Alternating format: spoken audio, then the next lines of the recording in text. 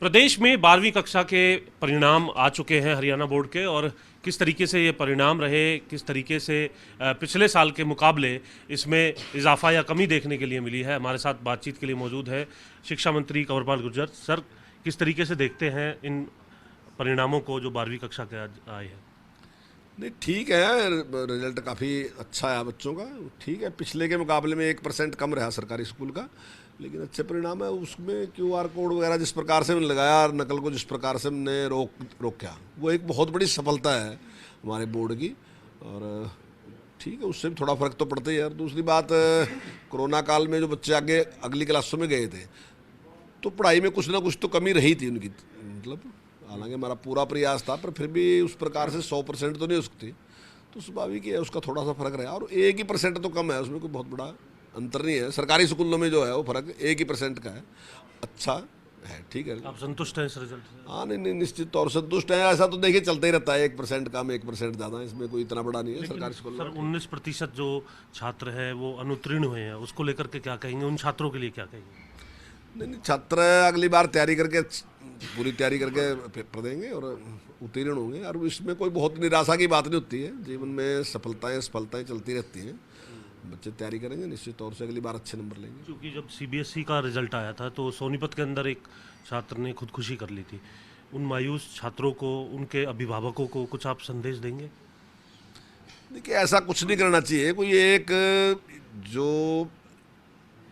एक इम्तिहान है, वही सब कुछ नहीं है।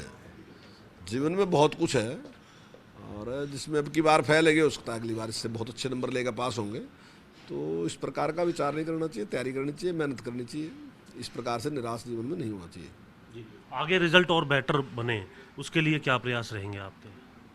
नहीं, हमारे काफ़ी अच्छे प्रयास हैं और काफ़ी अच्छे परिणाम है रहे। और ये आपके सामने है कि जितने बच्चे हमारे, जैसे अभी IIT में हमारे इतनी बड़ी संख्या में बच्चे गए, तो इसका मतलब है सरकारी स्कूलों में बहुत अच्छा मतलब प्रयास चल रहा है और बहुत अच्छी पढ़ाई चल रही, तभी तो इतनी बड़ी संख्या में गए।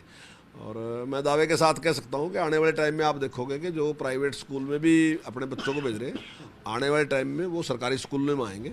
अभी मुझे एक अभिभावक मिले और काफ़ी संपन्न और काफ़ी पढ़े लिखे लोग हैं। जो पिता हैं वो इंजीनियर हैं और जो माँ है वो MBBS डॉक्टर हैं। तो उन्होंने कहा कि भी हमारे बच्चे को आप सरकारी स्कूल में जो कोचिंग है तो उसमें हमारा वो एडमिशन कराओ।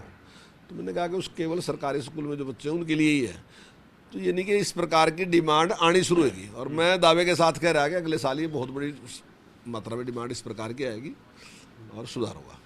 सर, कहीं बिल्डिंगों की दिक्कत, कहीं शिक्षकों की कमी, क्या आप मानते हैं कि ये इंफ्रास्ट्रक्चर और जो शिक्षक हैं उनकी कमी भी कहीं ना कहीं रिजल्ट में देखने के लिए मिली है? देखिए, हमारे पास 14,000 से ज़्यादा स्कूल हैं।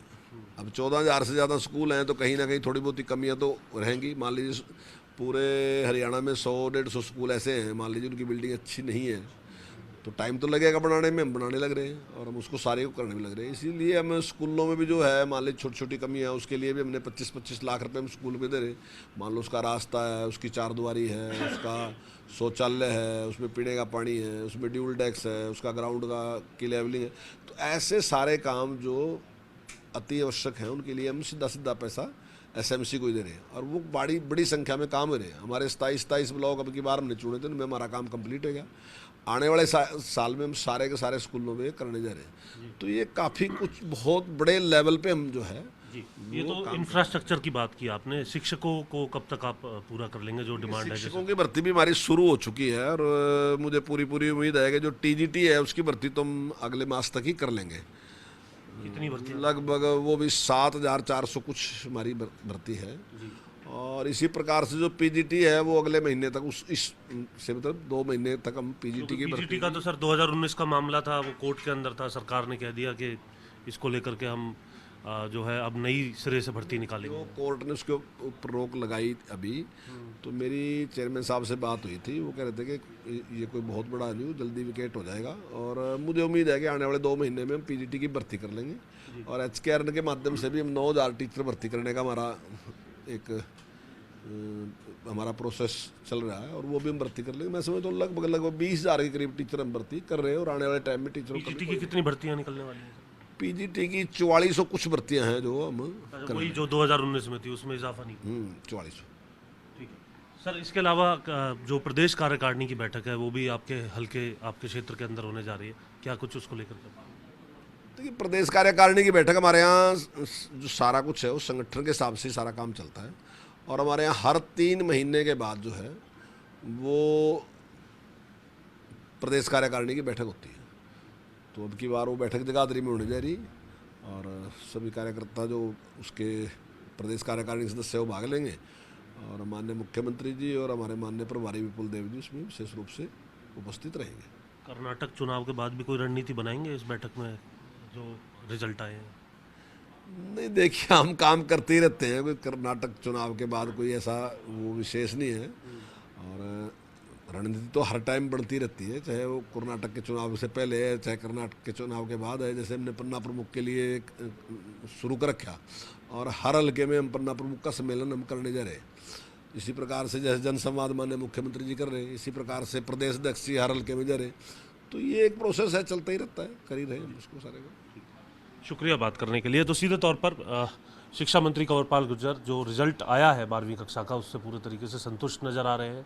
आगे चाहे वो इंफ्रास्ट्रक्चर हो या फिर शिक्षकों की बात करें, उनकी भर्ती भी की जाएगी ताकि इस रिजल्ट को और बेहतर बनाया जा सके। वहीं जो कार्यकारिणी की बैठक होने जा रही है उसके बारे में भी विस्तार से जानकारी दी। चंडीगढ़ से कैमरामैन ललित के साथ जितेंद्र चौधरी, खबरें अभी तक।